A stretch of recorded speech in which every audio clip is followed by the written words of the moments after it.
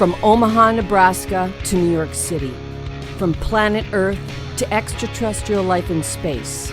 A podcast with no equal, engaged in unconventional warfare through your speakers and headphones. This is a show about embracing the suck, conquering your demons, and finding God in the face of adversity. Chris Tonto Peranto. Twitch is on. Motherfucker, I'm going to shoot you in the face. Ian Scotto. You know, Ian and I have been dating for a long time. You are now tuned into the Battleline podcast.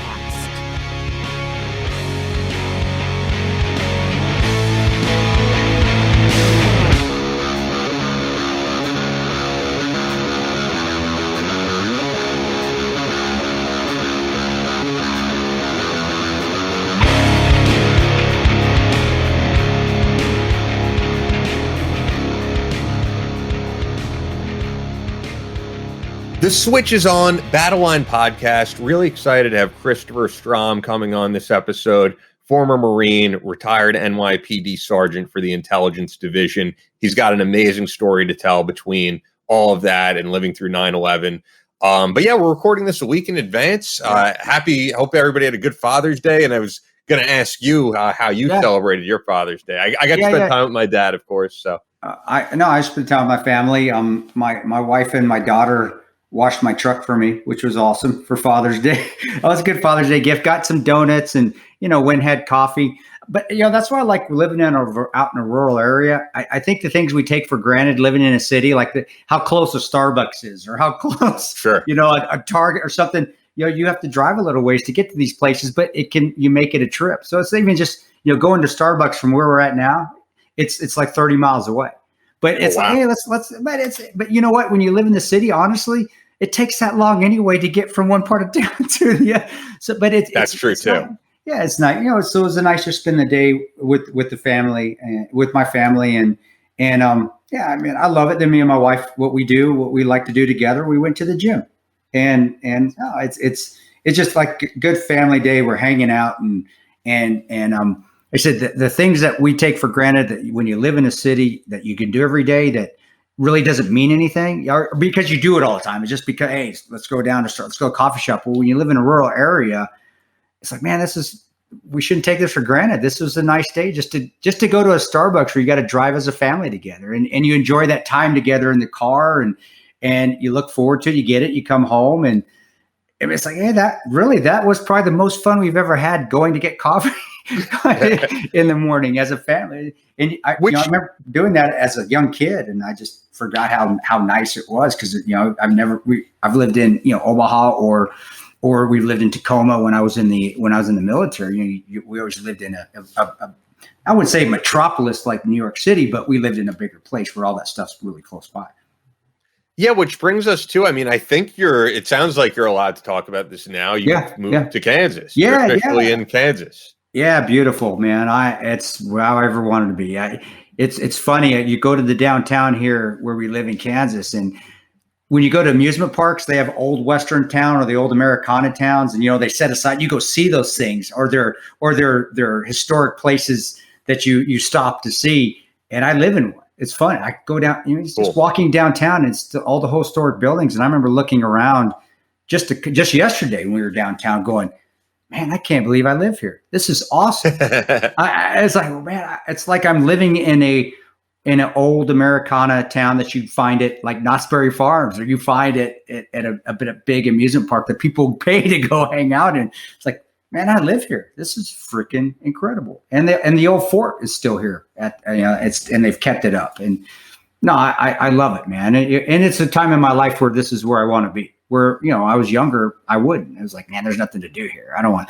Well, I'm at a point now in my life I can be like, you know what? There's enough to do here that it keeps me busy, but it's also, man, this is old school. This is how I grew up, and this is how I want to retire. It's like this, and it's beautiful out here, man. It's just fields and horses, and look out my back window, and there's an acre. We have an acre and a half yard up, looking out to the horses in the backfield. It's 10 acres, and it's just beautiful. So yeah, it's wonderful, man. Yeah, I think just as you get older, your priorities change. Yeah. I mean, I'm younger than you, of course, but yeah, your priorities definitely change. I mean, and for the audience, you know, since they don't really know, and we've kind of hinted at all of it, you're moving out there. I'm going to be moving to Florida. It might not be, it might not be long term because it's just a 9-month lease. But I'm going to see how it goes. And once I do move there, I'm going to replace my computer because I've had a million issues. I'm going to up my equipment, and then I'm going to get better cameras, and then we could start to do the video stuff. So be on the lookout for that later on in the year. You know what? Before we get to the interview, I did want to get to an email that we got from a recent guest, which was John Jackson, who we just had on a couple episodes ago, but I thought this was cool. He wrote, Ian, it was great hearing about the guy you guys were talking about who got a new kidney, which was BK, Air Force PJ. I'm actually a living kidney donor. I gave one to my dad in 2000. He died in 2008, but lived a great full life after the transplant. It's a huge undertaking, but I'd do it all over again if I could. Keep doing what you're doing. Much appreciated. And then he has the attached letter reminding him of how much being a donor saves lives. So I thought that was cool. I'm a donor on my driver's license. And you know what's funny is, we talk about this often in the show, but I'm not a religious guy, I guess you'd say. I'm a spiritual guy. But I've had friends who are more religious, who are Jewish, and they're like, you're an organ donor. You're not allowed to be an organ donor. But I also have like tattoos. You're not supposed to do that either if you're Jewish. And I think it goes back to apparently that like in Judaism, I guess it's the idea that, and I think this is right, I'm no biblical scholar, but I think it's the idea that like the body is kind of a gift from God, and it's not yours to deface. It's not yours to take your organs out to give to other people. But, I would like to think God would forgive you for helping save someone's life if need be. I don't think he'd have a problem with that. I believe I'm an organ donor on my card. That was my mom, actually. When I first got my license, she was like, yeah, we should do that. I mean, because do you really need those things when you're not on this planet anymore? No, help somebody else out. And believe me, if you met my mom, she is extremely devoted Christian, very religious. She grew up Catholic. She's now Episcopalian, which is Catholic. It really is. It's Catholic light is what it is. It's Episcopalian. Sorry for all you Episcopalians out there if I pissed you off, but really I've been to both services. The only thing, we don't believe in the Pope and some of the other Catholicism things, but really it's Catholic light is what I say. But my mom is huge, she's very devout, and she's the one that says, hey, because when I first got my license, I turned it down, and she looked at my license back a long time ago. She goes, why aren't you an organ donor? Like, I don't know. And I didn't know that. She goes, no, you don't need your stuff when you die. You're fine. Yeah, I think that's like an exclusively Jewish thing. I mean, it may be Muslim, it may be, but they've waived any of those rules with not being buried in a Jewish cemetery for tattoos because of the Holocaust. I mean, those people had tattoos on them. So at that point, you can't say that you can't be buried in a Jewish cemetery after that. But yeah, I'm from a unique perspective too, because of my family's background, that I've been to all of it. I mean, because my dad was raised Catholic, so I've been to Catholic services. I've been to evangelical churches. I've been to Reformed Jewish services. I've been to conservative Jewish services, the Chabad, which is like the more super Orthodox, where the women are separated from the men. I've seen a lot of it. It's all kind of interesting to see. I do believe in, you've said it, the whole idea that there's one God. I do believe in all that we all worship. But seeing the way different people worship has given me an interesting perspective, I think, as opposed to someone who is born into one religion and that's all that they see their whole life. And not that there's anything wrong with that. There's nothing wrong with that. It's cool to be able to see how other people worship. And at least for me and the way I think of things, I kind of take things from all of it. I take things from Buddhism, and I'll take things from Judaism and incorporate it all into my own faith. I think faith is just what you believe it is. And I'm a big proponent that you don't have to, if you like congregations, you like going to with the group on Sunday or Wednesday, if you're the LDS faith. I grew up in Utah. My dad coached at Brigham Young, so I went to Dixie College there in St. George. So I was surrounded. My first wife was Mormon, so I was surrounded by the more LDS faiths. And they have a different way of, as far as Christianity goes, of worshiping, which is their again. And that must have been interesting because Mormon really is very different than any other form of Christianity. No, they are. As far as the kingdoms, the celestial, terrestrial. I mean, there's 3 different kingdoms, and if you're not Mormon, you can't go. I'm only jumping in here because there's another thing I remember. I was at the train station once, and someone came up to me and was asking me if I was a Christian and all this stuff. And then he said, do you believe in the Heavenly Father? He goes, but there's also the Heavenly Mother. And I didn't really know what he was getting into. And it wasn't until I'm always interested in all this stuff. So then when I read, I was like, oh, he's Mormon, because apparently that's what the Mormons believe. Regardless, my first wife's family, I'm still their son. Even though I'm a son, they're wonderful. They never treated me any different. That's what there is a big preconception. Mormons, they think their religion's great. They're going to treat you. I was actually accepted with open arms in their family. So I see, and when we were at Brigham Young University, my dad coached, we're not Mormon. We were never, hey, only the Mormon coaches can sit over here. Everybody, it was never like that. We're all accepted. And my dad coached when Jim McMahon was there, and that dude is definitely not Mormon. Jim McMahon is not. But I grew up in all religions, but I don't think you have to congregate and be part of a religion also to believe in God, which I'm a baptized Episcopalian, but I rarely go to church. I don't feel like I pray every night. I pray probably more than most people that go to church on Sundays do. I talk to God personally. I do. And that relationship's good for me. I don't feel like I need to go to a worship service with a bunch of people to know there's God, because I know there's God. And having gone through episodes, I know there is one.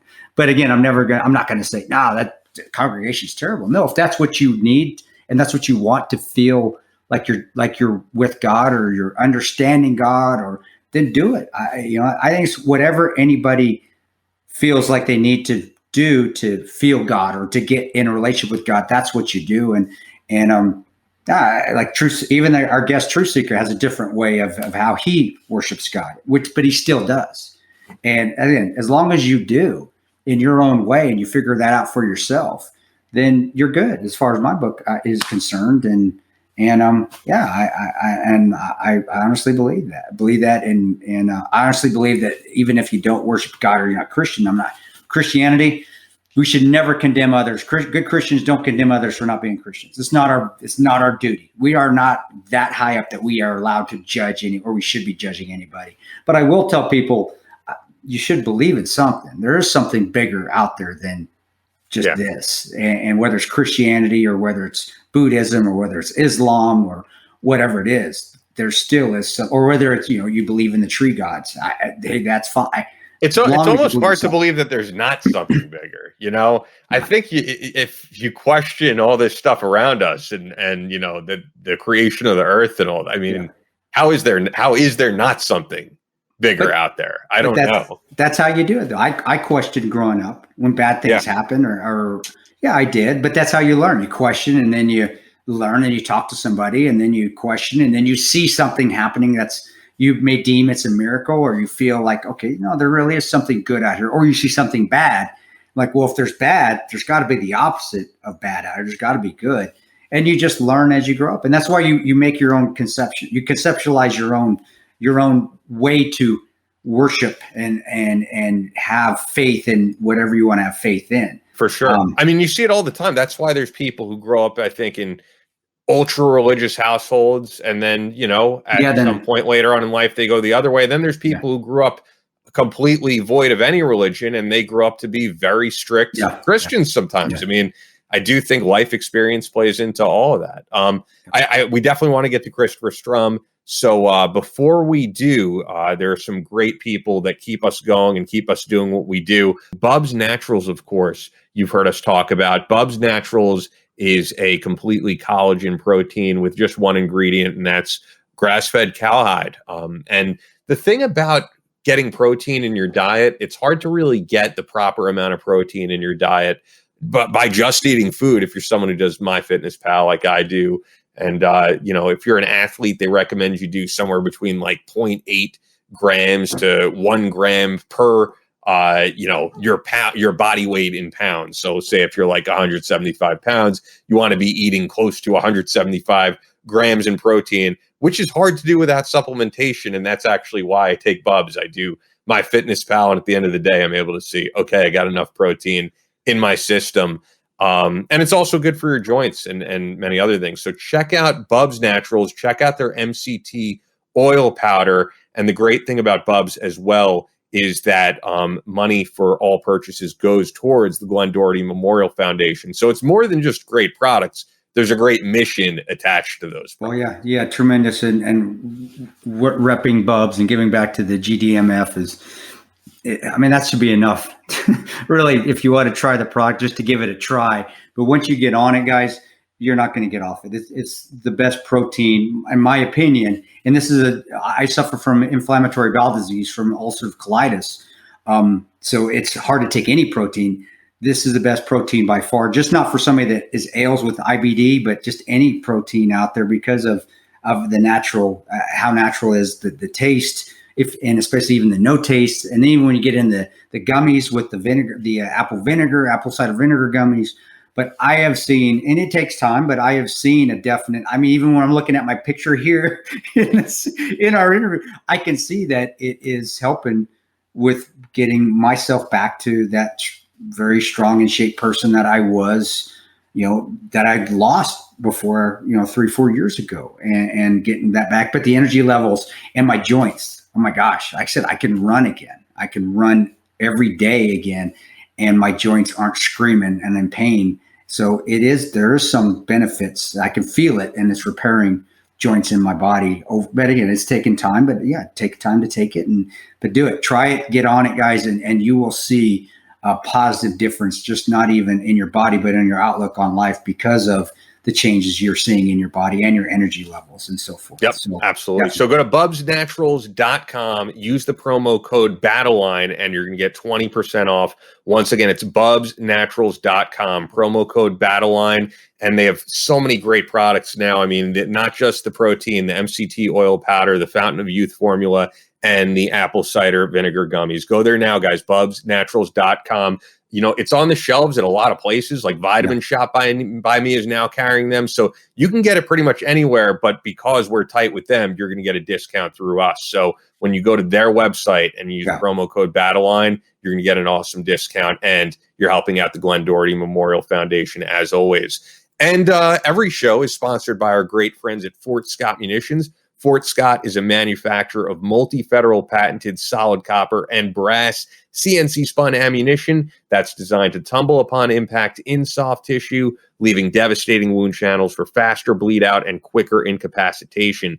This ammunition was originally developed to innovate and improve on the standard of military-grade ammunition design. It was found that not only did the TUI ammunition outperform competitors in the self-defense industry, but it quickly became apparent that it will be a top contender for hunters alike. With the ammunition being CNC spun, the tolerances are some of the tightest on the market, ensuring they receive the same results with each pull of the trigger. And I know you being in the area now, you've been doing more and more very closely with our friends at Fort Scott. Well, and just being here in Fort Scott, Kansas, and seeing their, knowing how well they do, but also seeing the operation firsthand over the years. And now, again, they're just a tremendous company. They take care of their product. They believe in their product. They put their heart and souls in their product. And it shows when you're out there as a hunter, or you're out there even just planking targets, or, home defense. It's the best ammo by far on the market. And if you don't believe me, give it a try, and you'll see just the velocity of it, the accuracy of it, and the reliability of it. And then also on top of that, you're just getting great customer service. You're getting great people behind the product, which to me is extremely, extremely important. And, they're in a little itty bitty town in Kansas, which is awesome. And believe me, this town is straight up Americana out here. It's a tremendous town to be in. So try Fort Scott. Try their merchandise. You and I favorite shirts are the Squatch, the Sasquatch. Yeah, the Tactical Squatch. That's the best. Those are, and there's a story behind that. The reason there is a Tactical Squatch shirt is because the owner of Fort Scott Munitions, Ryan Kraft, he actually does believe in the Sasquatch. So we have to have a Tactical Squatch shirt, and it's the coolest thing out there. So there's humor, and again, they're just good people, as you can tell with the stuff they do. So tremendous company. At some point, I'll have to come out there. We haven't seen each other in person. I mean, it's pretty freaking crazy in like a year and a half. Yeah, I mean, it's been a at while. some point, I would have been at your Florida event coming up, but it's just the fact that I'm moving to Florida the following month. So it's like I'm going to be there while I'm packing, and then I'm going to come back. So it's just bad timing. But I know you'll be back in Florida when I'm there, so we'll see each other soon. But back to Fort Scott Munitions, it's available in all 50 states. Go to the dealer locator on their website. It's fortscottmunitions.com. Link is in the description. You're going to find a store right by you. And then also you can get their merchandise, as we said, the Tactic Squad shirt, any of their other kick-ass shirts. Use the promo code Battleline for 15% off your order. Only available to listeners of the Battleline podcast. That's fortscottmunitions.com. Promo code Battleline. Fort Scott Munitions is a proud supporter of Chris Peranto, Battleline Tactical, and the Battleline podcast. And one more thing on that, guys. I forgot to say, Fort Scott Munitions, their T-shirt company, they make our Battleline T-shirts. So that's who. Oh, nice. Okay. That's who makes is that new? Were they always doing them? No, we've had several different vendors over the years, and they've done the best job at being the easiest to work with. Their T-shirt company, actually, it goes under another name. Laurie and Company is actually, but that's Fort Scott Munitions, and that's who makes the T-shirts. And they make the Battleline T-shirts, and they have actually turned out the best. The Forge Ahead T-shirts that are new coming out now. We may take it in-house. Where we make it here, just Jeremy Mitchell, who does the merchandise, who helps with a lot of our stuff with KPI and Battleline. Oh yeah, helps us book guests too. Books guests. He will probably take it on, and we will make them in house. But for right now, our next best option is Fort Scott Munitions. So just wanted to put that out there on the Battleline shirts for sure. So check them out, guys. FortScottMunitions.com. Promo code Battleline. So joining us on the podcast for the first time is a guy who actually reached out to us and I feel like wrote a book that's unlike anything that's ever been out there before, which is Brooklyn to Baghdad, an NYPD intelligence cop fights terror in Iraq, which I have right here, signed to me by you, which I really appreciate. And to give some background on Christopher, former Marine and retired NYPD sergeant for the intelligence division, recruited in 2007 to join the Joint Improvised Explosive Device Defeat Organization. And your background is incredible, I think, between all that I just stated, as well as being there in the middle of the action on 9/11, which you document in the book. So it's great to have you on. Thanks so much for having me, guys. I appreciate it very much. Absolutely. Yeah, I do. If you can, and okay, this is your platform, brother. This is for you to promote and please do so. I mean, that's why we have you on here. But give a background if you can of the book. What you wrote in it, you'll give it away because we do want people to buy your book. I mean, that's how you make money. And this audience will buy the book. And also, and this audience loves signed books too. I'm just throwing that little caveat out there. They loved signed books. So, cool. What that was, but also just your background. I mean, from starting in the Marine Corps to your basic training days, anything that sticks out in your mind. And what we love about, Battleline podcast when we have our guests on is that we get into things that maybe they haven't ever talked about before, or that, you may not feel like you ever would talk about. And then you get it on the show and people they love it, but they also learn from it. And that's the big thing. They learn overcoming adversities, how to deal with obstacles and leadership and so forth. So, bro, this is your platform. Run with it, and you jump all over the place because I do. Ian doesn't. He's actually pretty good at the radio stuff. He's been doing it forever. I jump all over. There's always got that guy that keeps everybody on track, which is important. Keeps everybody. Well. Keeps us in our right and left limits. But brother, please go on ahead and just tell us about yourself and the book and your story. Sure. Well, I mean, I did my 4 years in the Marine Corps, and then after getting out, I joined the NYPD and had a phenomenal career with the NYPD. I mean, I was surrounded by some really amazing people, and I got to live out my fantasies, things that people see on TV about, chasing the bad guy with a gun or the crazy car chase that ends with a crash and people bailing out. All those things I got to actually do. And again, surrounded by some amazing, gifted people, great investigators and detectives that really made me look like a superstar.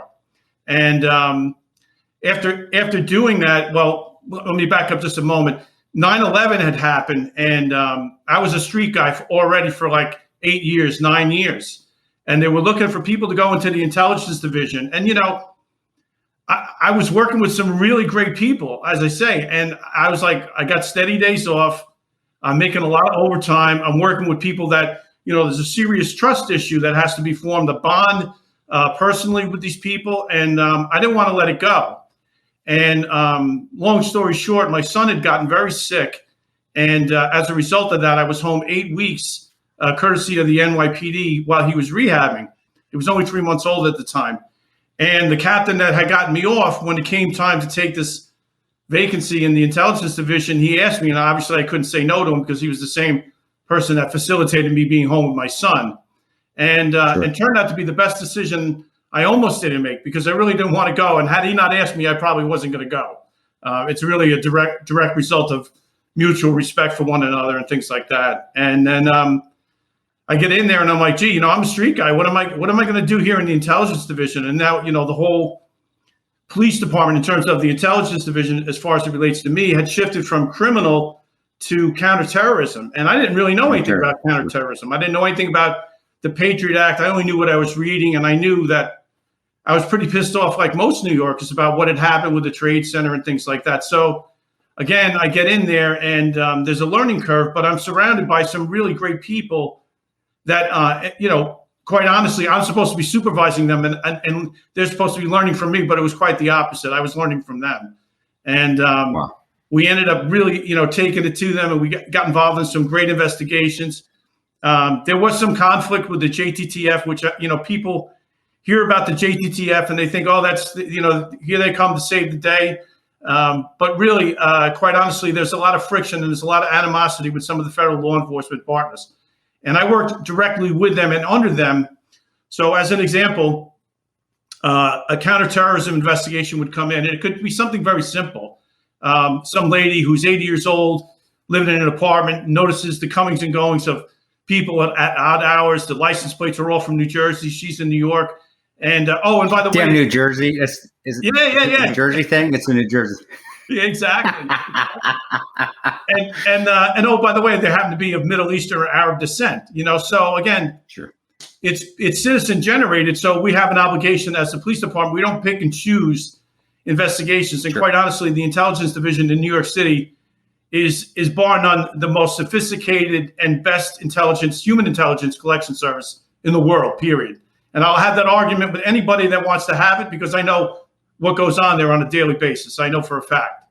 Sure. So from those little innocuous things of, strange comings and goings, maybe it turns out to be just, healthy paranoia. Maybe it's just a lady's lonely. But every now and then it turns out to be exactly as she describes. And there's something to it. And you start doing an investigation. And before you know it, you're calling in all different kinds of resources. You're trying to do introduction of your human sources. And the case is up and running. Unfortunately, you would think that you would get to take it down. Since you started the case, you like most people, you like to finish the case. But that's not really what happens in the JTTF. Yeah. And this whole business of the kumbaya, and we all love each other, it's a very competitive, type A personality business. Believe me when I tell you that. No, I believe that. I saw it within just overseas when you would see FBI HRT guys come down, or you'd see the anything but from the NSA or even agency staffers. As a contractor, which I was, it was easy to see on the outside. It was because we make fun of everybody. That was beautiful. Yeah. We could make fun of everybody.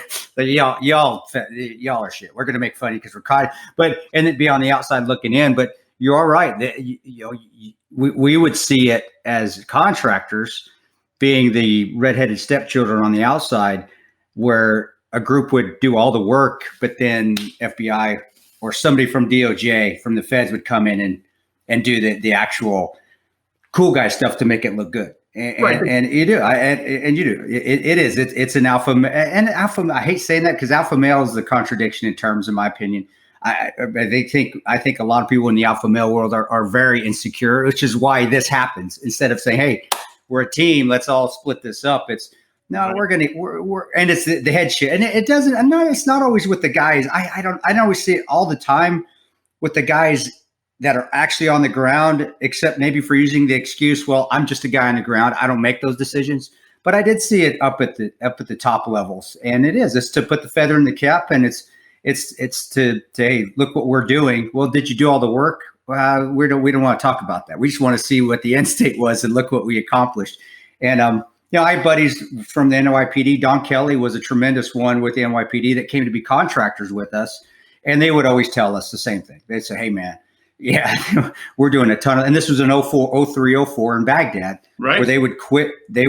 Yeah, they would quit NYPD because they just got frustrated with the task force stuff, and they would become contractors. But that was also when we were making a lot of money as contractors. Yeah. So it's like, true. And true. Yes. So I believe you, bro. But I believe on that. And but the beauty is you guys still did your work. And when people think about profiling, you guys.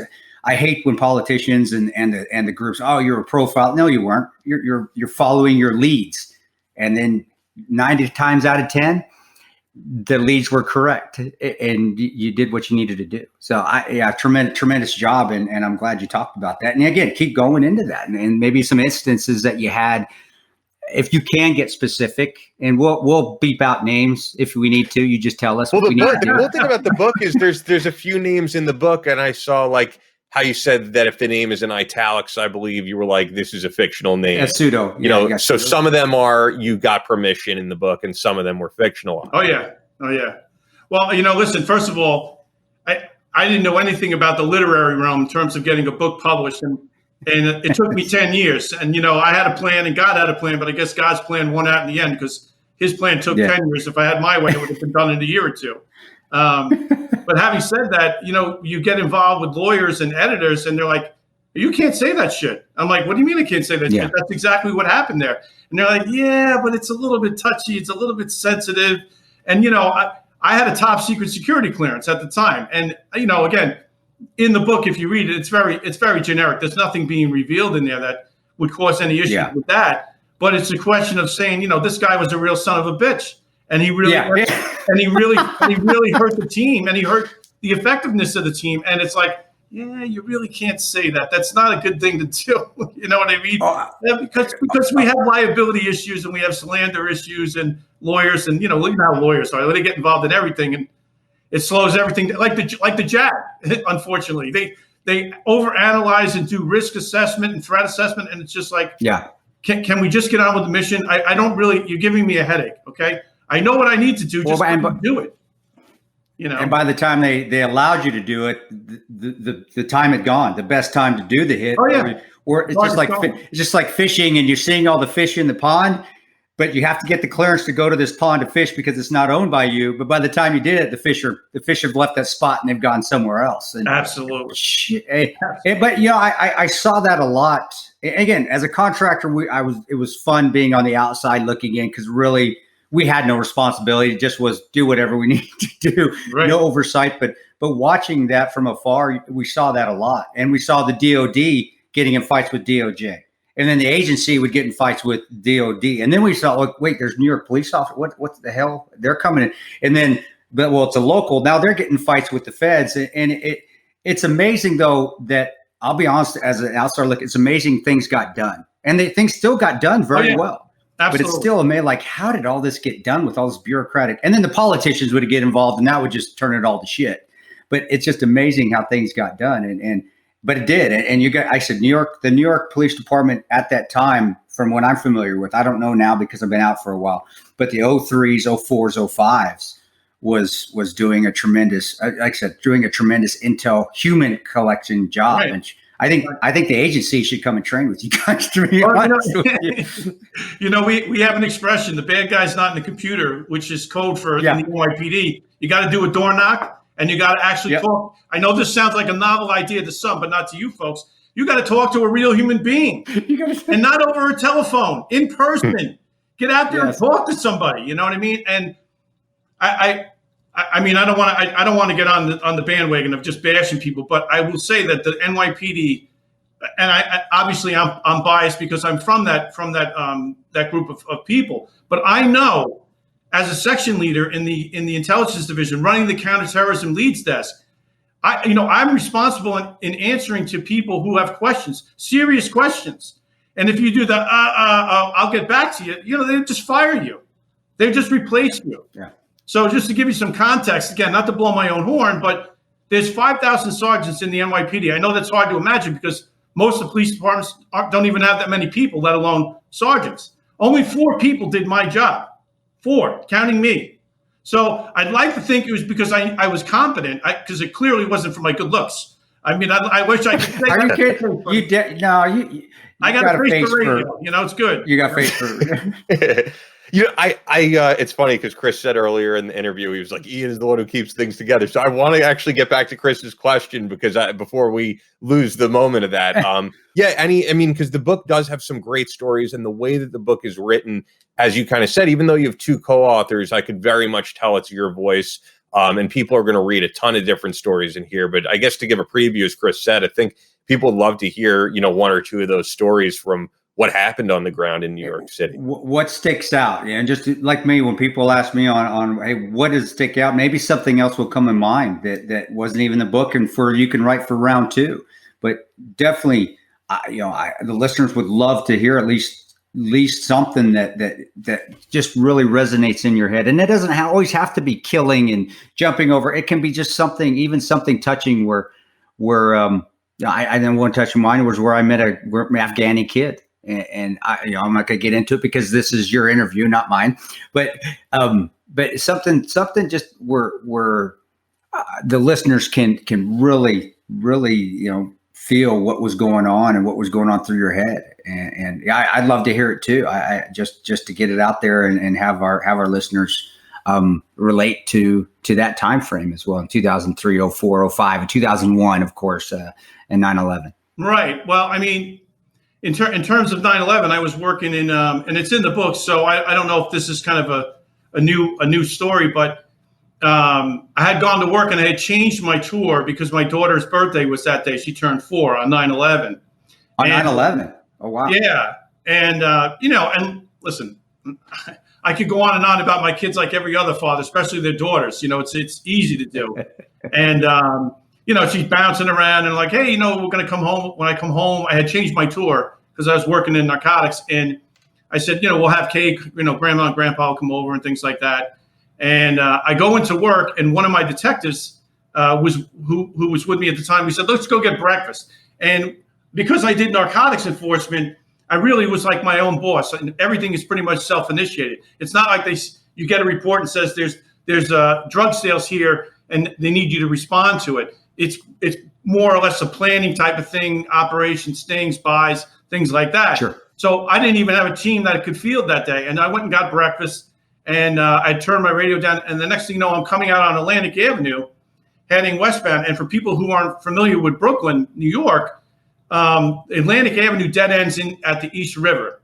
And right to your right, as you're looking at Lower Manhattan and the Staten Island Ferry Terminal, is the Brooklyn Bridge. So it's beautiful. This whole area is all waterfront, very picturesque. And as I'm driving down, the radio is so chaotic, I can't really understand what's going on. And I could see all the black smoke billowing and drifting because of the winds coming right over toward the Brooklyn side of the East River from Manhattan. And with that, there's like paper. That's because of the sun and where the sun is. It's reflecting almost like it's like glitter coming off like a movie set dress or something like that, or like what was on the X Factor when they dropped the golden, not the tickets, but whatever, that like shimmering gold. Yeah. Yep. And so I'm like, oh my God, what's going on? And now I'm calling my wife because at the time she works in a hospital, and I'm like, I don't know what's going on. She goes, yeah, we have the TV on. She worked in an X-ray department, and at that time, as I'm speaking to her, literally the second plane comes. Flies right past me and hits the tower. And now there's this huge like shockwave of explosion, as you might imagine. And with that, I'm like, I got to go. And I got home 3 days later after that. And I did all kinds of things that, it's depicted on TV. But one of the more crazy things about it was because of where I was working at the time, initially, the first day, I was at the entrance to the Brooklyn Battery Tunnel, which is an underground tunnel that connects Brooklyn to Lower Manhattan. And it basically, when you come up, you're right there at the Trade Center where the Trade Center used to be. And because there's this explosion, now all the cars are pretty much trapped inside the tunnel. They can't go in and they can't come out. Man, and now what's happening is at each end of the tunnel are these huge ventilation fans to suck out the carbon monoxide of the cars that go through there. Yeah. Well, when the first building fell, it sucked all this dust and dirt right into the tunnel. And now these people are coming out and they look like what you had seen on television. I mean, it was so crazy. And so that went on for a while. But now the question is, how are we going to triage these people? Some people are, walking further into the city. Some are walking out. I mean, it was very, very chaotic for that moment. But I'll never forget how macabre that was, looking at all these people and just like they look like the Michelin Man, completely encrusted with dust and dirt. And it was a beautiful day that day. And it's like, I mean, we were getting water bottles from different food stores and pouring water on their eyes and triaging them and getting their names. But these people were obviously in shock, as you might imagine. And so it's one of those things where you see it and you're trying to process it, but it's like mission first. What's the mission? You know what I mean? And even though nobody had a real defined plan at that point in time, we were going through the motions, doing the best we could with the resources that we had, so.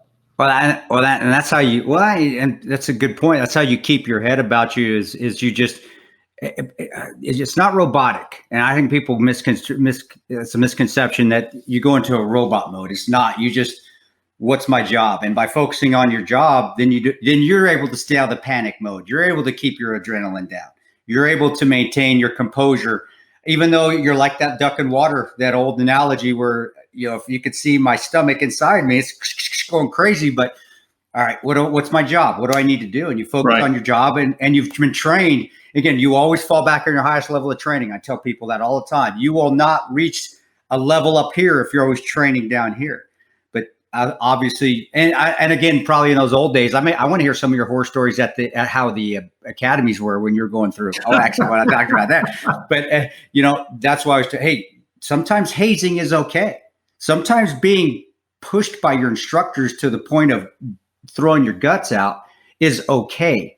Because when that time comes that you need to be at that combat level, whatever it is, high stress duress levels, you've at least done something in training where you've been pushed to the brink.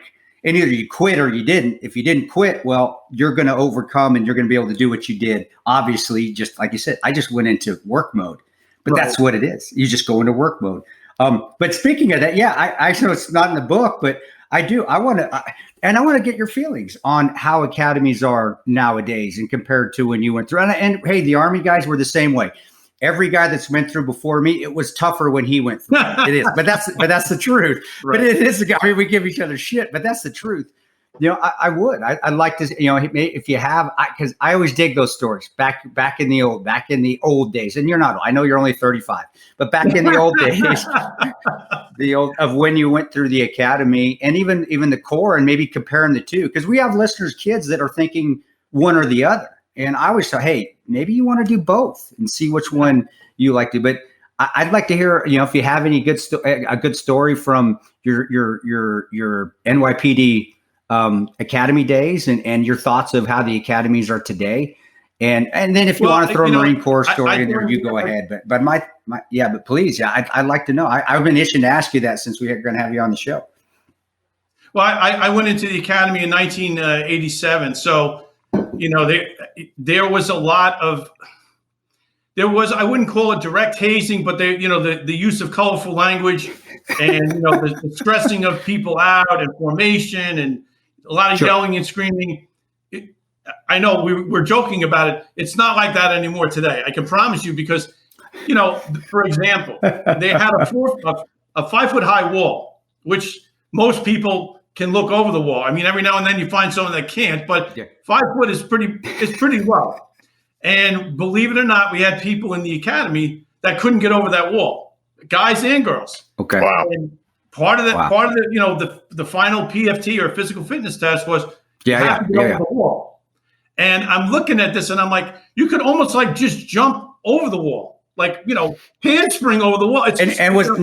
Was this in full gear too, or was this just your belt, your bat belt? No body armor or nothing like that, just your belt? Yeah. So it's just okay. Wow. Okay. Yeah. Wow. Okay.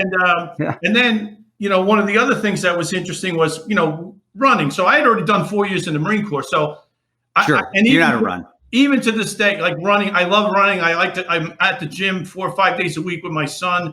So I never had an issue with that. But there were people, they were doing we're doing a mile run in a circle around a basketball court with about 500 people, if you can imagine that. Okay, so you can't go that fast. Okay, it's a basketball court. Okay, so I don't even know how many laps equal a mile, but it seemed like it went on forever, like a half an hour. Right?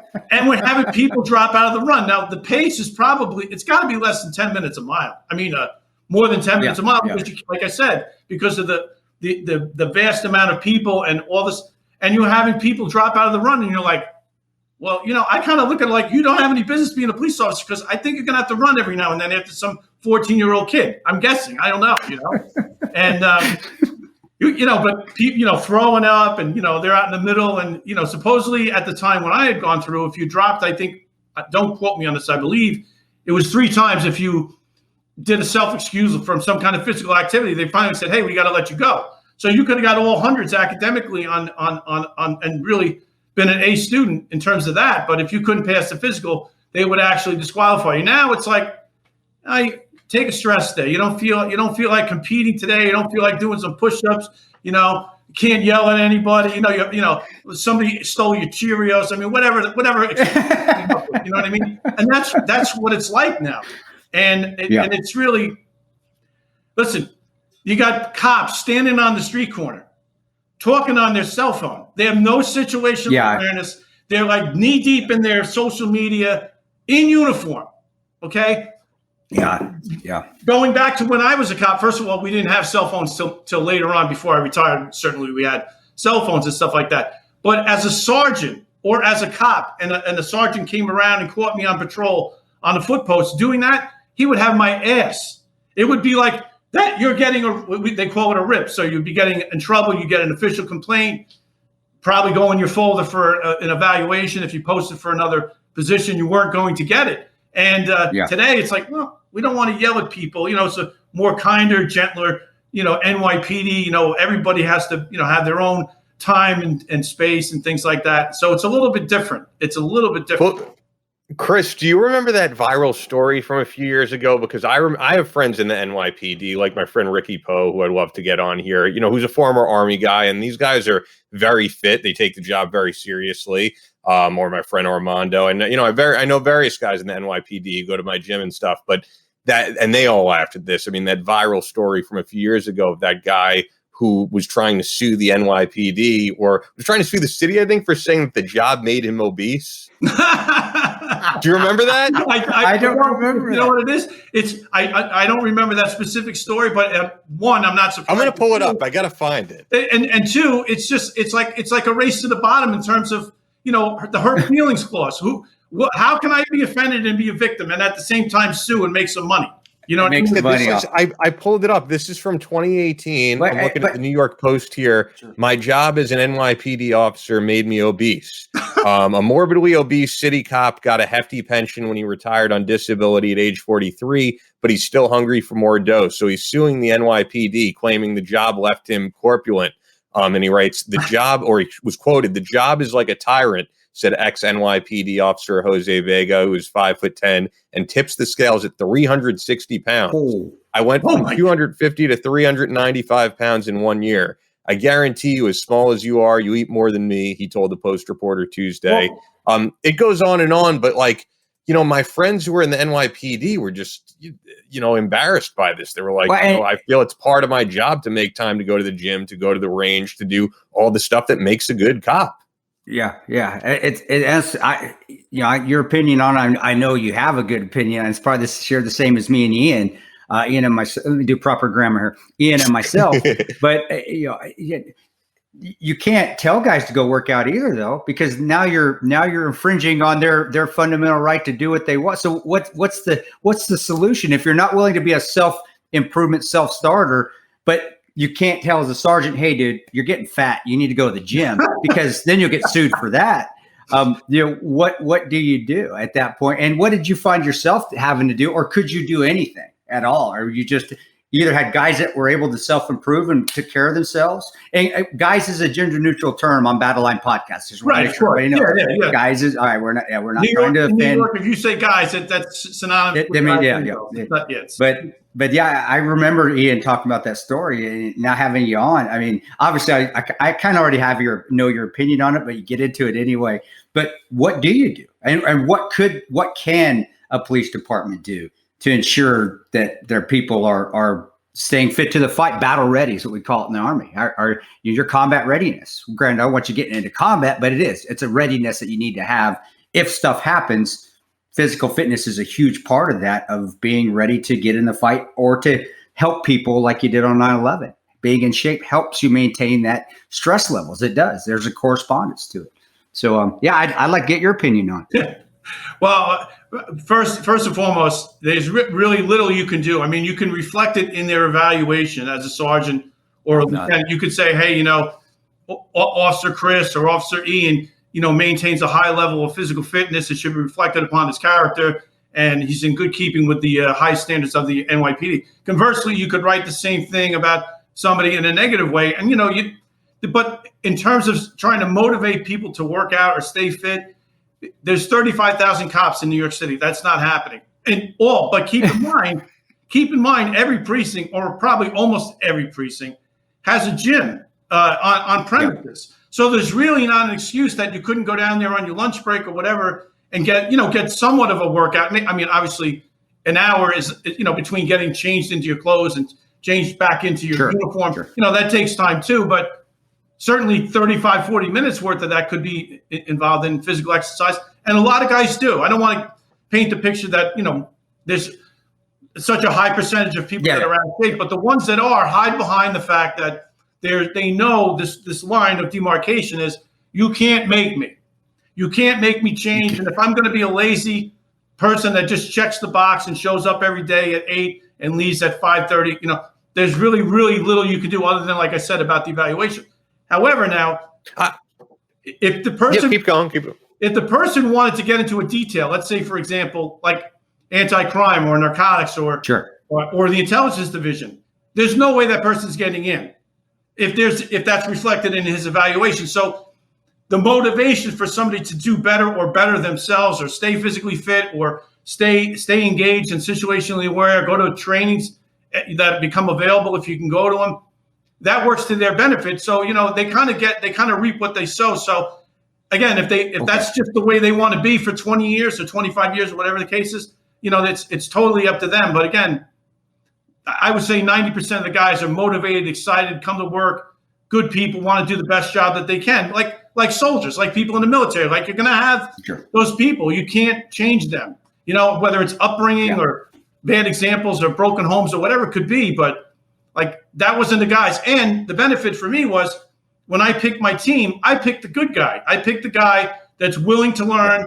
that is physically fit, because when you're working in narcotics or you're working in a robbery squad, which I did, you're talking about some violent people. There's a lot of hands-on aspects to the job where, people just don't turn around from a verbal command and put their hands behind their back. It doesn't work that way.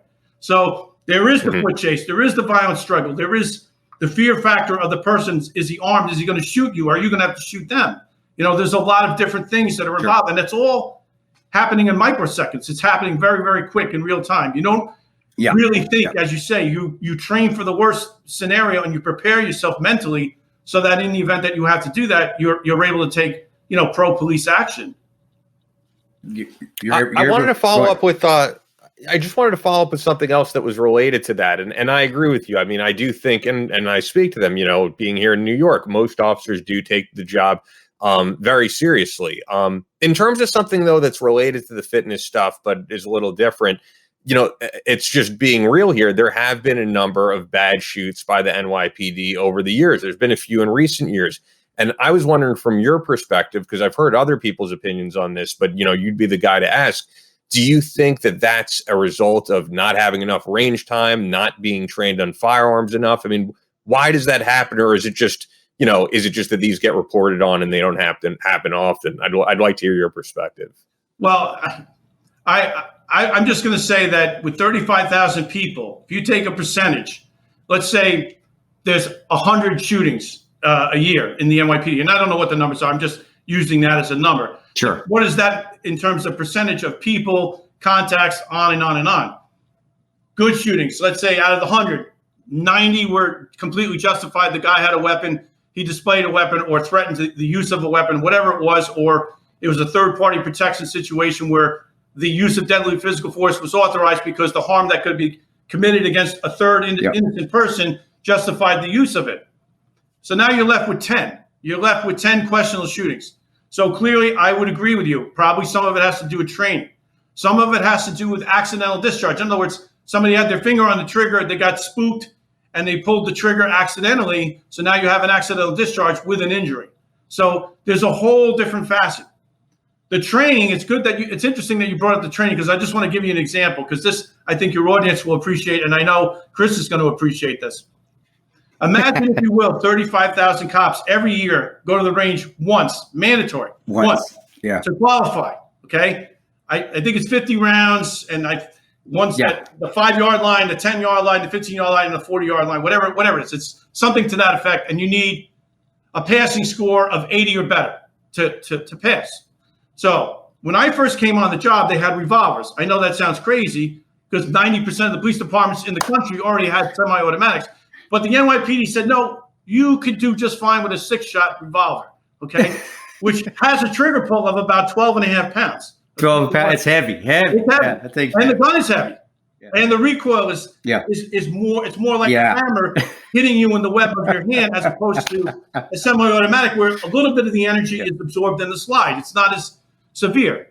Yeah. So finally, the department decides we are going to transition over from revolvers to 9mm, and that happened for me in 1994. So 7 years on the job, I had a revolver. We switch over to the revolver. There's a bunch of accidental discharges because the trigger pull is less than what it's a little bit lighter. Yeah. So what's the NYPD's response? We've got to increase the trigger pull. Now the Glock at the time had like a 5-pound trigger pull, which is awesome.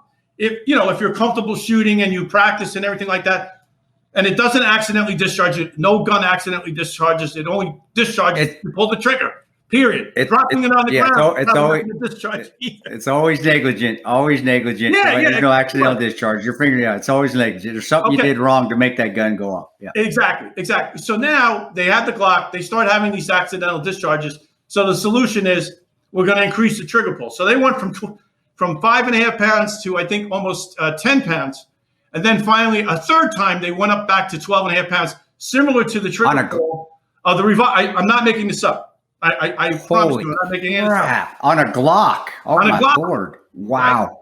Right? Again, you're changing the characteristics of the gun. That's not the intention of the manufacturer, which is always a no-no. I think the manufacturer knows more about how this weapon should operate optimally than some armorer in the NYPD. I'm just going to go out there and say that. Okay? Yeah. So as a direct result of that, now you go to the range. Well, we're having a problem now with female, and this is a fact. I'm not making this up. We're having a problem with females passing the qualification because the trigger pull now went from 5 up to 12.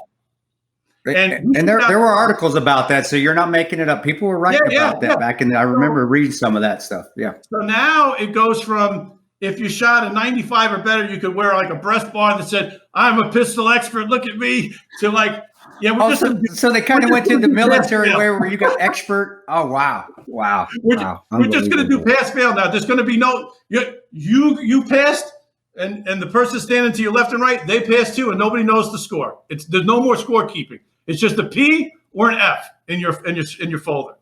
I do. I remember that. I remember because the army was thinking about doing that same thing, was going from a pass fail, and a lot of of course a lot of people jumped in like no. Their scores set up because those scores are graded and they're looked at on your 201 file if you're going to go into special forces or Rangers. Right. Or, sure. You need those scores and those, whether you're an expert sharpshooter, whatever. I mean, it does look cool on your back, but I want on your chest. But I want people to know too. Once you get to the special operation ranks, you don't. If you're not an expert marksman, obviously you don't wear the badges anymore. Anyway, I mean, there's no.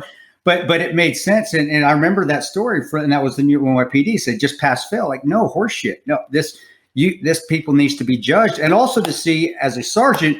Who do I need to work with to improve on? Who needs the extra work, which you're not able to see that anymore if you see the pass fail. And I think people realize as a shooter, and I still shoot a lot. Obviously you do as well. And you know your business there. changing that heavy trigger weight to a lighter gun, you're going to tend to yank rounds all over the place because the revolver, like you said, it's a heavier trigger, but it's also a heavier gun. A Glock is not heavy. A Glock's not heavy at all. No. And so taking the heavier trigger, now you're playing all over the place, and you're either over gripping, you're under gripping, you're jerking your trigger, you're pressing your thumb on your. It sets up for bad things to happen, and also if you're not used to that. And honestly, a 5-pound trigger in the grand scheme of today's world really still kind of heavy. If you get into it now with guys that do a lot of shooting, race guns that are out there that have no trigger pull at all, or just the lighter triggers, even the half moon triggers you get out there. But that's amazing. And you being there in that time, I love to hear that. I love that you talked about it because I don't get to talk to people in that first-hand experience at that time in the NYPD when all this was going on. And and did they eventually change that up and go back to just the standard? Here's the Glock, or is it still a heavy? Is it still a heavy trigger? It's still heavy. My understanding is it's still a heavy trigger. And and let's be honest. When you're in a gunfight in New York City on the street of New York, so many factors come into play. Yeah, there's so many people around you. Wow. Can I even shoot? Do I have a clean shot? Is there collateral? Yes. What if I miss? Yeah. And all that What's is behind happening. it? Yeah. It's happening so quickly, and believe me, the whole incident from start to finish might take less than 30 seconds.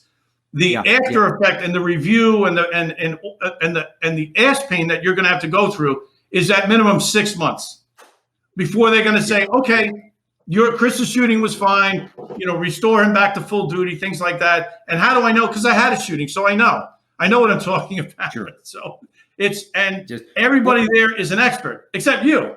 You're the guy who actually shot the person.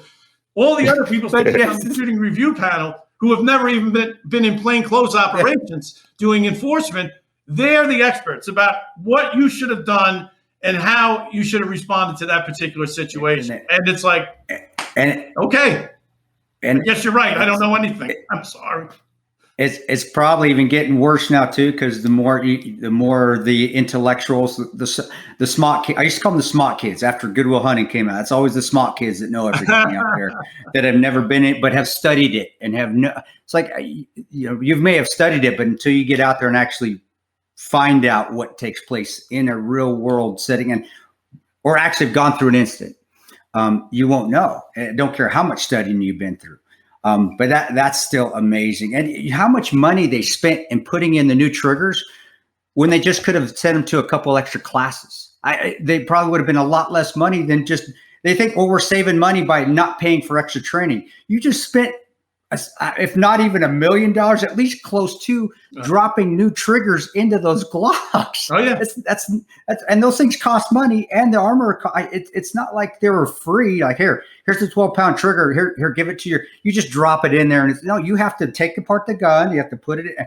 It's amazing the mindsets of people up on the top in the head shed and then also the bean counters thinking, well, we're saving money. No, you're not. Just send them to maybe 2 extra classes a year, just to get some more shooting time, and that's all you need. But it's sad because NYPD isn't the only one. Chicago police is the same way. I just got back from teaching some Chicago police officers, same way. They came through one of my courses. Chicago PD didn't pay for it. They did on their own because they wanted to improve, and it's sad that that's still happening. Man. Right. Anyway, I know we're getting off tangents. I still want to get back to the book, man. See how we go everywhere? We don't stay on target. We're always. But your brother, if you can, I'm jumping back to the book. What and writing books myself every once in a while, or at least doing it poorly, and then having an editor make it look pretty, make it up. What made you want to? Because we didn't really get into it. What made you want to write the book? And then when you started to do it, was it just hey, this is great, I'm going to keep going, or was it a grind just to get it out there? Because maybe bringing up some bad memories or good memories. What was your motivation just to get it out there? Well, a lot of the things started out before I actually got deployed over to Iraq. I just wanted to make a diary, so to speak, and talk about it and process it. I mean, I know this being in the military. You don't just deploy. There's a lot of pre-training that you go to. Excuse me. A lot of schools, I'm back in school again, going to an explosive schools that was put on by a group called HMS.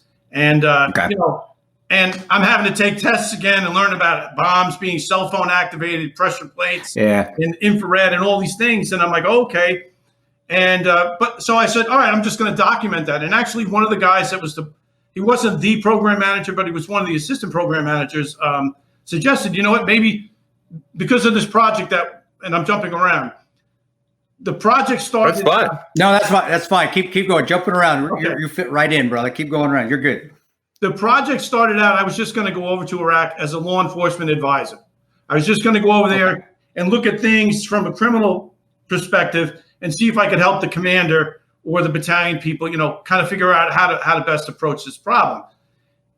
Fast forward, I'm in this training in Lansdowne, Virginia, and they grabbed me and two other guys, and I'm thinking, I'm in trouble. I did something, or maybe they found something on my resume that they're not happy with. Who knows? You know what I mean? I know that sounds negative, but I don't necessarily assume that that's a good thing if they're calling me and two other guys into a classroom. Oh yeah, into an office. Yeah. And they say, hey, listen, you're not in trouble. Sit back. We want to tell you about this program, which became the Phoenix program. And we went over there and did actual counter ID. So prior to the arrival of the Phoenix team, and I'm talking about the team I was part of, it was all about defeat the device. And I don't have to tell you that, the guys and girls were getting killed over there. And that was a bad approach. But guess what? From an equipment standpoint, you could sell all kinds of fancy shit to the military that costs billions of dollars with a B. And none of that solves the actual problem of the bomb maker, the cell network behind that, the financiers, the safe houses, and all the other things. So they finally decided, why don't we approach this from a criminal perspective, like an organized crime perspective? That's how I got involved in this program. And so they pulled me out of the group. I want to say there was about 35 to 40 people in this group, and they pulled me out and two other people. Then we go to a secondary meeting in Crystal City, and they brief us on the program, and they tell us about the program, and I'm like, I'm in. So now I went from I'm just talking about myself, getting back to the book, talking about myself, what's going on in my life, knowing that I'm going to be in Iraq away from my kids and my wife for over a year, to wow, this is going to be intense. And I'm like you, I just call it generically, like we say guys, means guys and girls. When I say soldiers, I mean just the troops, period. There's nobody that loves the soldier more than me. There's nobody that loves the cop more than me. And when I saw what was going on over there in terms of, the way things were being prosecuted, the way the war was being prosecuted, I said, I want to get knee deep in this and do whatever I can to change this dynamic. And the team that I was a part of had some amazing people, super smart people that really, we rounded up 91 tier 1 targets. Now, I know you were in the special forces. I know you were in the Rangers. I know you were a contractor with the CIA, but I want you to imagine, put your military hat on for a second, that some colonel in a task force, and we'll just call it Task Force Troy, in Baghdad, Iraq, is wondering how a bunch of 40-some-odd-year-old men are taking down tier 1 targets that were already on the deck for 6 months. And he's yelling, the colonel is yelling at the lieutenant colonel, who's in turn yelling at the captain, who's knee-deep now in the lieutenant's ass, saying, what is going on here? And who are these guys? So it wasn't by design. Obviously, we're not here to outshine anybody or embarrass anybody, but that was But that was a direct cause and effect of how effective the program was. And one of the other things that became funny, and it's in the book, and I don't want to talk too much about it. It got to the point where I was on a base called Fob Falcon, which doesn't mean anything, but it was probably about 12 miles south of the green zone, And every now and then, you hear helicopters coming in and coming out, the Black Hawks. And I'd be walking around the base, and we'd just be coming off mission now, 3 or 4 o'clock in the morning. And I processed all the evidence, and I did all the interrogation reports. And now I'm walking from my workspace to where I live, which between the two is where the helo pad is.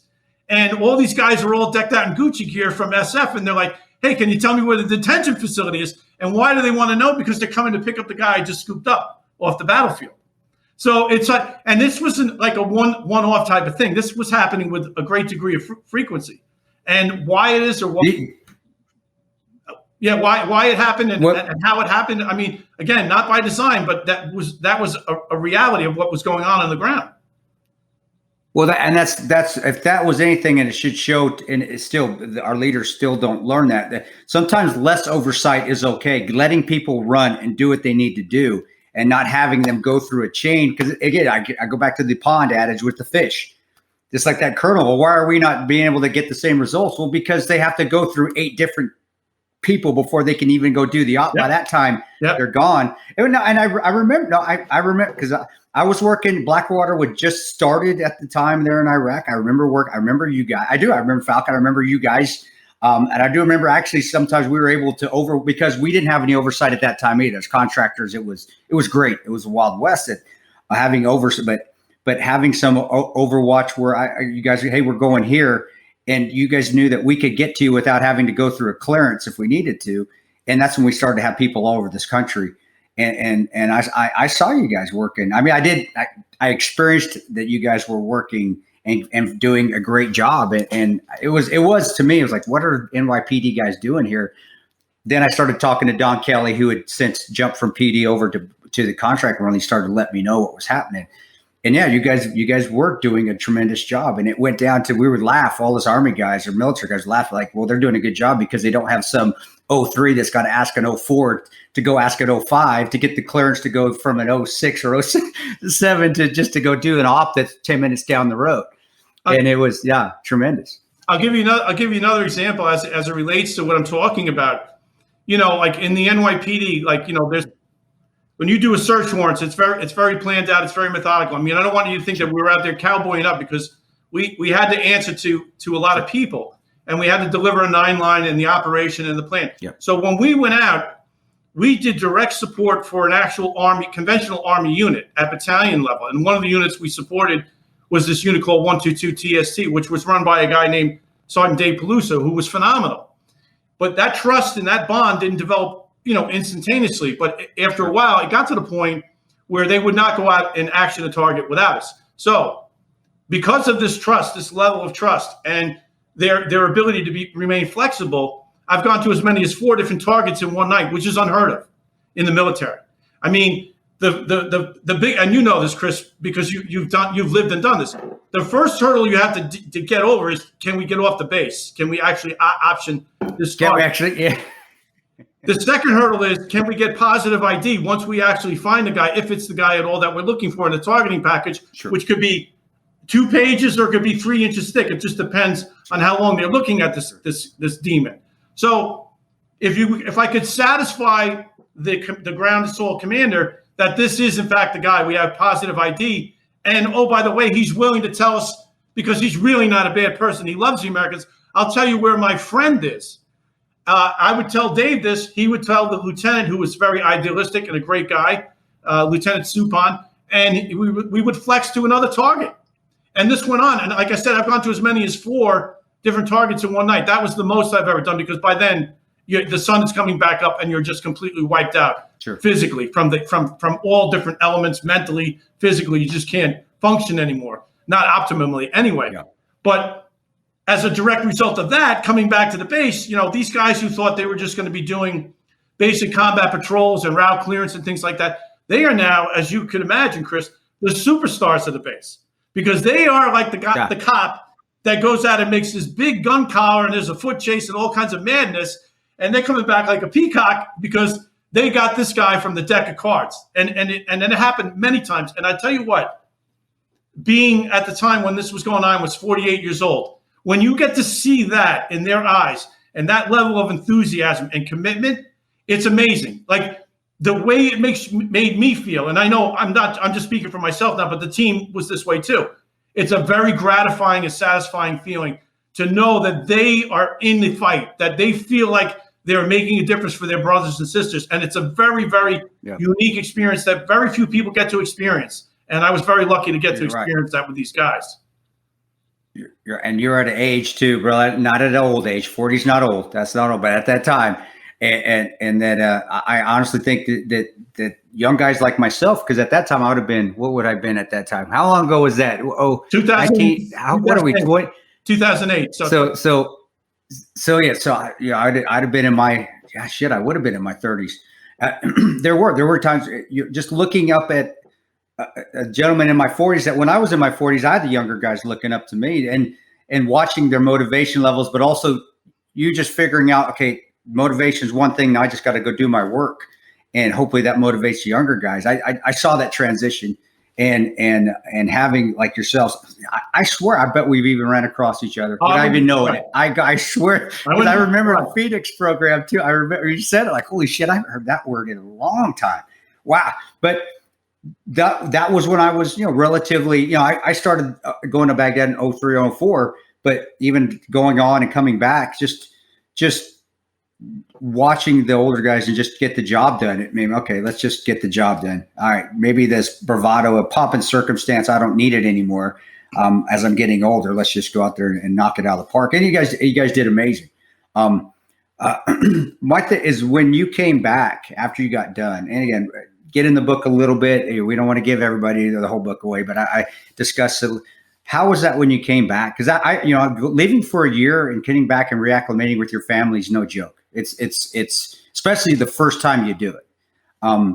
And how was that? And how was that back with the job? Were you guys welcome back with open arms, or were you kind of, okay, these guys are too cool now, but we're going to ostracize them because maybe they've done things now that we can only dream? Because I've seen both. I've seen it happen on both sides where you come back and you've even after Benghazi, I'll be honest, some guys we came back and hey guys, great job. Others were giving us a side eye going, I don't know if it was a haters going to hate sort of thing but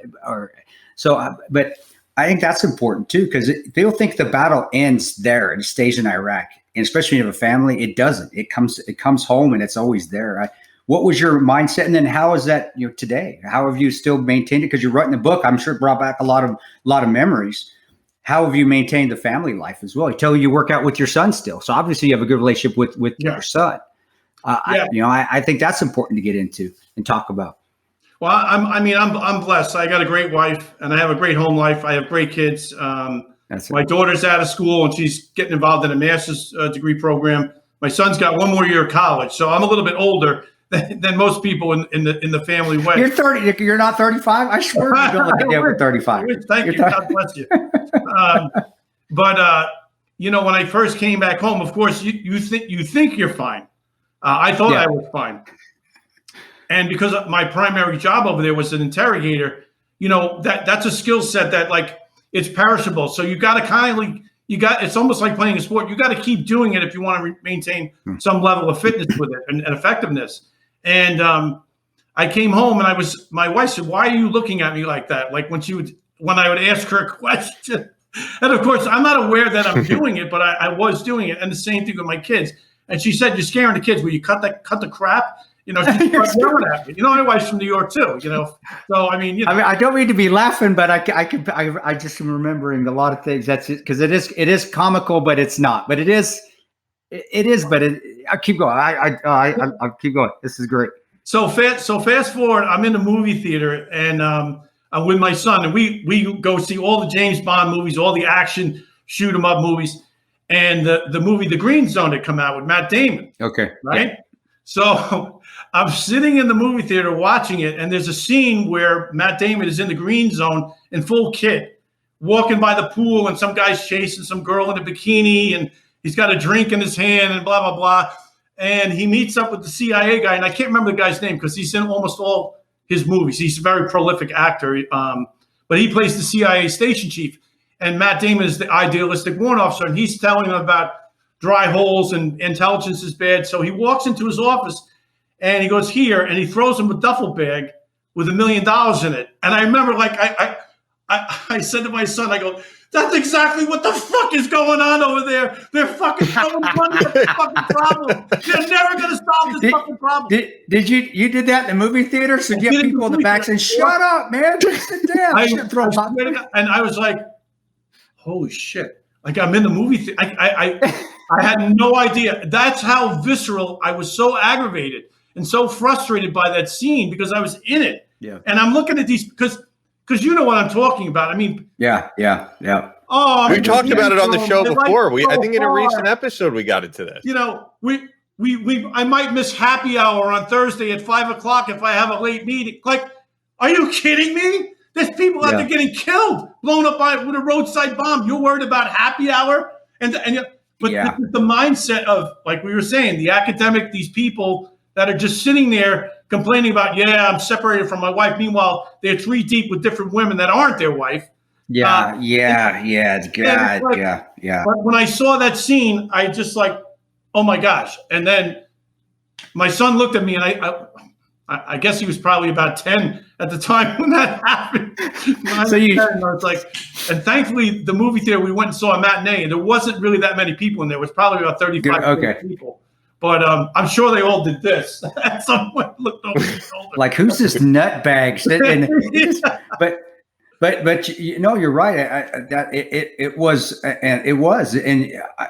It was hedonism almost. It really you come in and it was like a hedonism. Especially if you were in Baghdad or you're at a big base, you're a big embassy, whether in Baghdad, Kabul even was kind of like that. If you were actually in Kabul at the main base, some of the outer bases, because there were less people there. But I do remember Baghdad specifically talking. I can't remember. You're right, Ian, who we had on where they were. And I was there when they were talking about, get the pool at night, drinking absinthe, and then throwing the air conditioners off the pool, off the dang diving board, and again, that's what got me is I had one guy especially who was messing around on his wife, and with one of the CIA case officers, and his wife found out, and she called him, and he was all distraught and had to go home because his wife was going to divorce him. And I'm just thinking, well, dude, you've been laying 3 other girls here. What did you think was going to happen? And now you want to leave and make our team smaller? Because it was okay. We're trying to do these great things here, but people are still making really stupid decisions. And they didn't realize that it affected the team. It made you weaker at times. It could. I mean, we lost him. We lost him before an incident happened as well, and we would have liked to have had that extra guy. But it was the surrealness of, okay, is this what is so? War's kind of like MASH, then, like the TV show MASH, where everybody's just kind of, is that what's going on here? But then the money thing, we talked about that. Me and Ian on a lot of show. That's what I was thinking of just throwing money at the problems. Yeah, we called at the agency. We called it the plan. Well, what's the plan? Well, we're going to give them more plan to get the answers. So the plan is to give them plan. That was our code word for it. All right. So we're just going to take them a big bag of money, throw it at them. They're going to tell us what we want to hear because we're giving them money. Not that the Iranians or Russians are giving them money too, and they're working the system, but you college kids know what the hell's going on here. Give them more money. It became a joke. It's like, well, let's go run our op tonight. What's the plan? To give them more plan. All right, jump in the car. Let's go throw them some money. It became sometimes ridiculous. Now, that being said, we did have some good ones. We did. But that was, as Americans, that's what we thought solved the problems. And it's funny that you reaffirm that because it's not funny, but I'm glad you reaffirmed that because that's what we saw within the agency and State Department all the time as well. It's just money. Money's going to make them tell us the truth. As an NYPD officer, I think you probably know better than anybody. Well, money just gets them to take money, and then they're going to get money from somebody else. Here's how it works in the good old NYPD. But again, what do I know? I mean, I'm just some dumb cop from New York. But in the NYPD, there's an expression: "No ticky, no shirty." So if this criminal informant or confidential informant is working for you, and his motivation is to provide you with intelligence or guns or drugs or whatever it is that he's doing, if he doesn't provide that, what he's promised that he's going to provide, he doesn't get paid. So fast forward to the CIA. He's a nice guy. Give him money anyway for his trouble. He tried. No, we don't give money for people that tried. We give money for people that provide information. Okay. I'm in the human intelligence business, not in the welfare business. Okay. Those guys are down the street. You can go see them if you want something for free. I don't give it out for free. You got to give me something. Okay. Now, don't misinterpret it. Every now and then you go to do a buy and the guy doesn't show up. You might give him some money for his trouble. That's different than paying him what you promised him if he had bought a gun or if he had bought drugs or got the real information or things like that. Totally different. Fast forward, I'm in Iraq and we're doing what they call tactical site exploitation, which is a fancy phrase for house search. So I teach people this in a formal environment, both military and law enforcement. And the way I word it is, you're looking for anything the size of a SIM card. So that means if you got to go through the hamper of somebody's dirty clothes, break out the rubber gloves, because that's what we're looking for, okay? And they will hide it anywhere they can. So again, this going back to this team 122 TST and Sergeant Dave's guys, they are now learning how to do this. And now instead of just being me and my team, it's a force multiplier, and you show them how to do this. Well, now we're finding lots of $10,000 in US $100 bills in serial number order. And this is a high-value target, tier 1 or tier 2. So he clearly didn't steal this money. Somebody gave him this money, okay? So now you come back to the base, and you've got this money, which makes me nervous because it becomes a very touchy subject in terms of custody. How much money? Am I going to count this? How's it going to be inventoried? You know what I mean? And I ran the property. So I know how to do this. I've been doing this. I could do this in my sleep.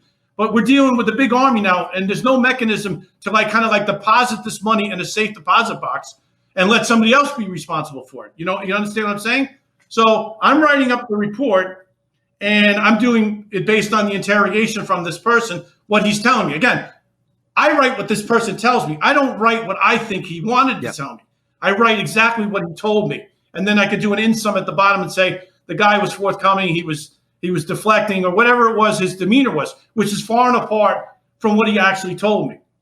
If he told me that he got the money from a friend, well, that's what I wrote, that he got it from a friend. But the friend is who? So now, because you've captured this guy, there's going to be a secondary interrogation. And they're going to find out whose money this is. Because the serial number is going to be, I gave Chris 1 through 10. I gave Ian, 10 through 20. They know whose money this is. They know. They have an accounting system. They know. And these are the same people that are killing the soldiers. So it's very problematic if you're a commanding officer and this guy's got your commander's challenge coin and he's got pictures of you on his wall of doing the man hug, okay? But yet he's bombing and killing the soldiers in your unit. That's problematic. But that's some of the frustrations that go on when you're in theater. Again, I'm not trying to out anybody. I'm not the internal affairs of the Army. Yeah. But that's the reality of what's going on. And nobody is accountable. Believe me, this is a problem. This is going to go away. We're not going to discuss this anymore. But somebody reading, and Chris knows this. Yeah. Somebody in Washington, D.C. is reading that report at the COIC, and they know what's going on. Yeah. They know exactly what's going on. Well, getting into Libya, that was huge. That was hugely part of that. Politicians were heavily involved in what we were doing there, and we shouldn't have been doing it. It wasn't to overthrow a dictator. It was to do other things, to stabilize regions, give money to people who shouldn't be given, give money to give weapons to people that shouldn't have weapons over there. And it always comes down to the politicians and political gains, and it's never about the patriots on the ground. I believe that. I think I even said that on. I don't know where it came from. I must have had a Zen moment on the news one time when I used to be on it. But I even said, yeah, politicians put politics before patriots. That's part of it right there, and it does. Where wars and battles, things could even be stopped or they could be ended quickly if they listen to the guys on the ground. But that's never going to happen because that's not the end state of why we're really ever in countries. It isn't. During that time frame there, even during that time frame where you were coming in later, and then that's something bigger of why we thought we were there was starting to end because people were like yourself and myself, it took me that long to figure it out. We're starting to put it all together. Like, what the hell are we really doing here? Are we here to kill terrorists and catch bad guys? Or are we here to facilitate some political agenda? And, of course, I'm an idiot and I just kept doing it for 7 more years before I finally had to have something personal happen where I was like, okay, I'm done.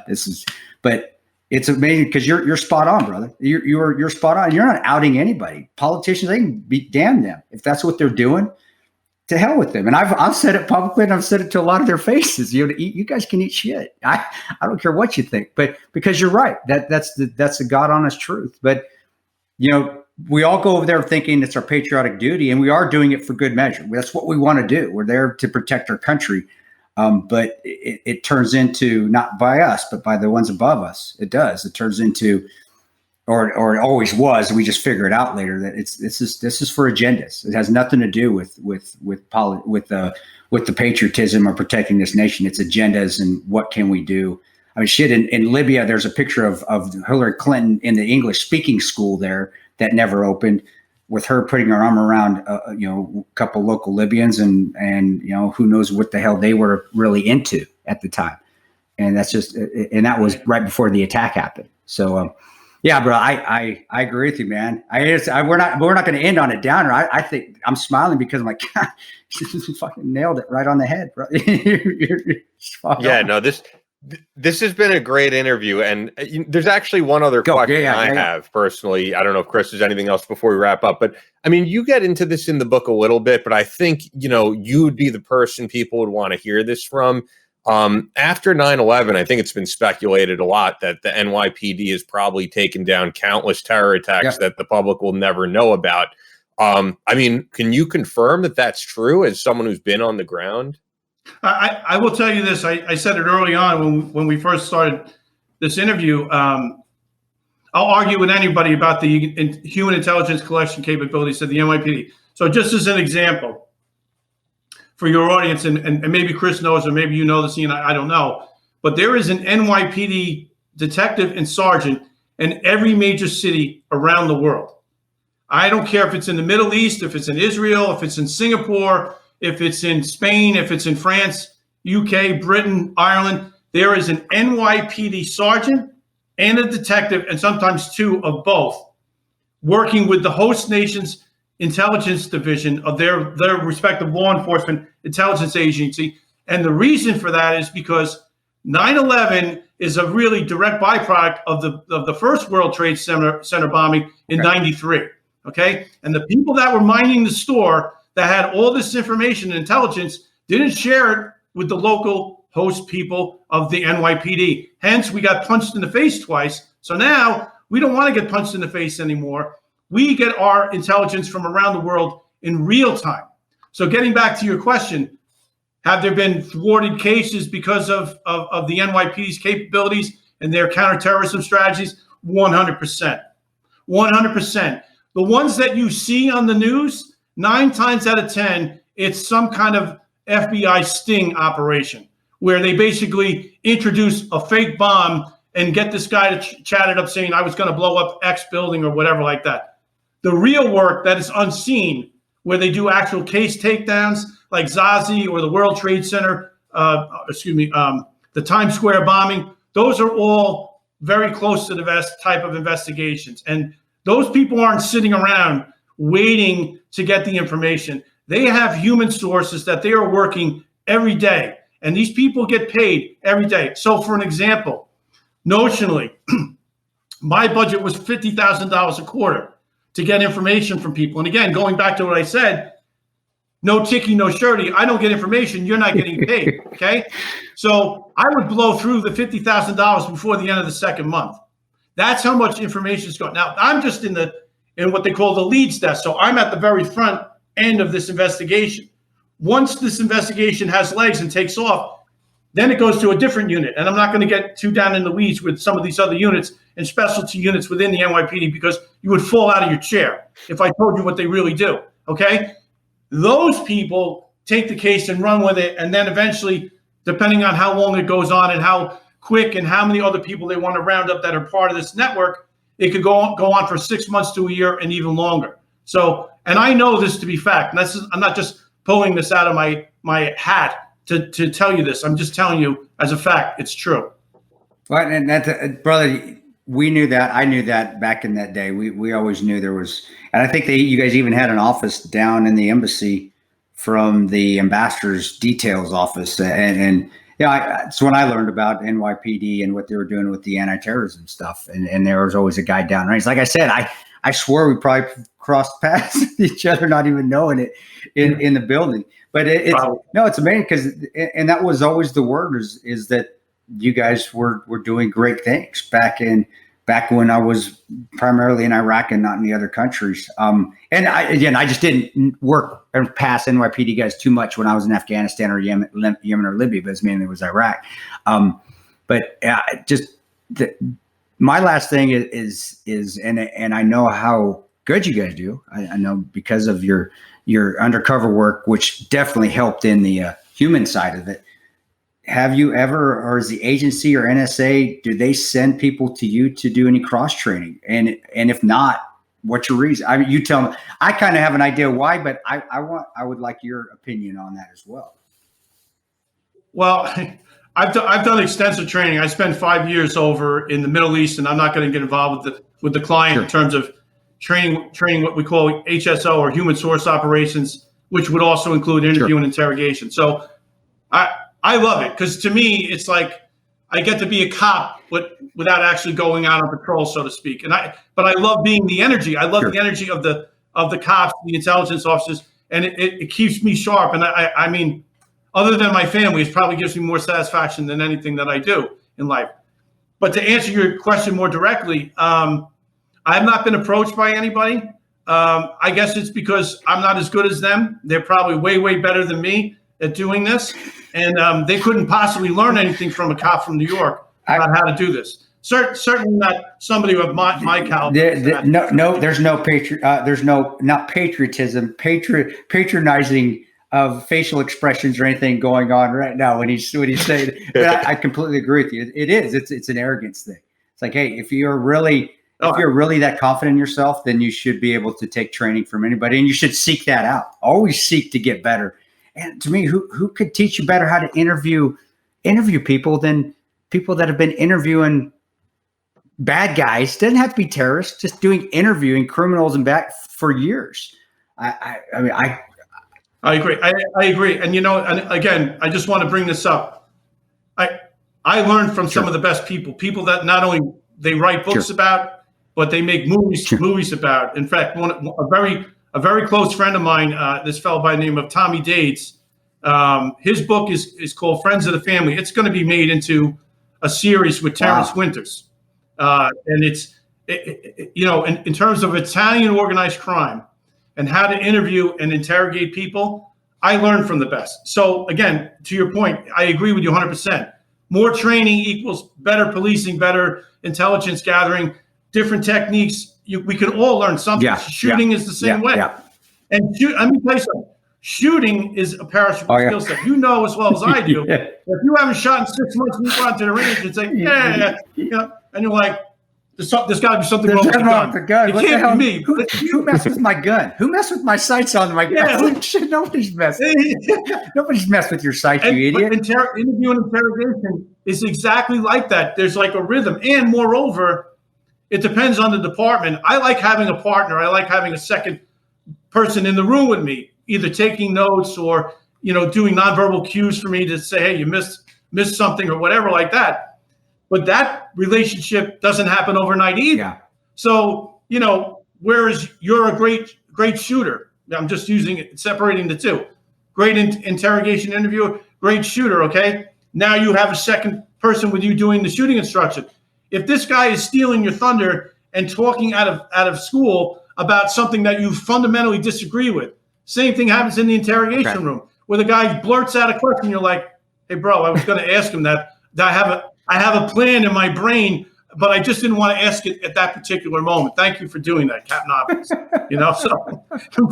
But these are all things that, again, as we say, they take time. You don't just say, I'm going to go to Fort Huachuca at 19 years of age and I'm going to be an interrogator in Iraq and think that you're going to have the same result as somebody from any law enforcement agency. I don't care if it's the NYPD or LA or whoever. It's just not realistic. But that's the expectation of this 19, 20-year-old kid. Well, he went to interrogator school. Why isn't he able to break this guy? Why can't he get more information? Well, because he's 19 years old. That's why he's not going to give experience always. He's not afraid of it. Does experience always trumps? Have both. I agree. I get both, but experience and wisdom always trump education. Education is good, but you're just living and working and learning from mistakes. I'm learning from mistakes. I know not to do that again. And then you get better and you get better down the line. No, I completely agree with you, brother. And I know we went long. I wanted to ask that because I think it's important. And you're salty. I mean, you're a 35-year-old salty NYPD Marine.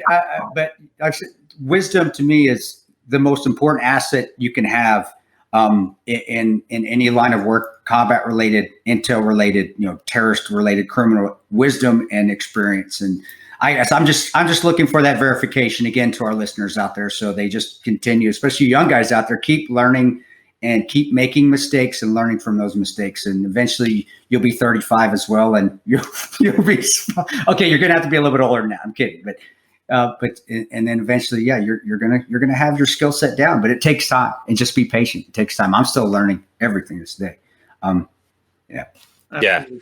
This has been an awesome interview, and I think people are going to love the book. Brooklyn to Baghdad, an NYPD intelligence cop fights terror in Iraq, co-written with Jerome Priestler and Michael Benson. And the cool thing about the book, too, is just like in the intro chapters of you going to the recruiting station at Roosevelt Field Mall, I'm like, hey, that's right by me. So it was cool, like having that Long Island connection. But yeah, this was great. And anything else that you're promoting, or just really the book? Anything else you want to get out there?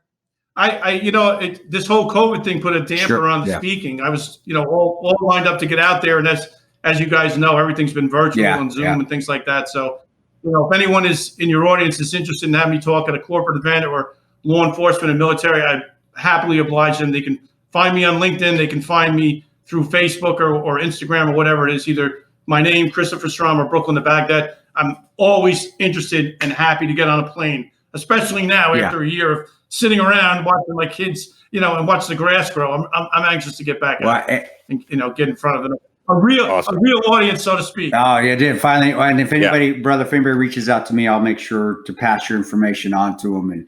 And I agree with you, man. But it's starting to open up. I'm starting to do some actually in-person speaking events now. Again, it's not just virtual stuff. So we'll keep your name going out there, brother. And good luck to you. And it's been great. It's been great talking to you.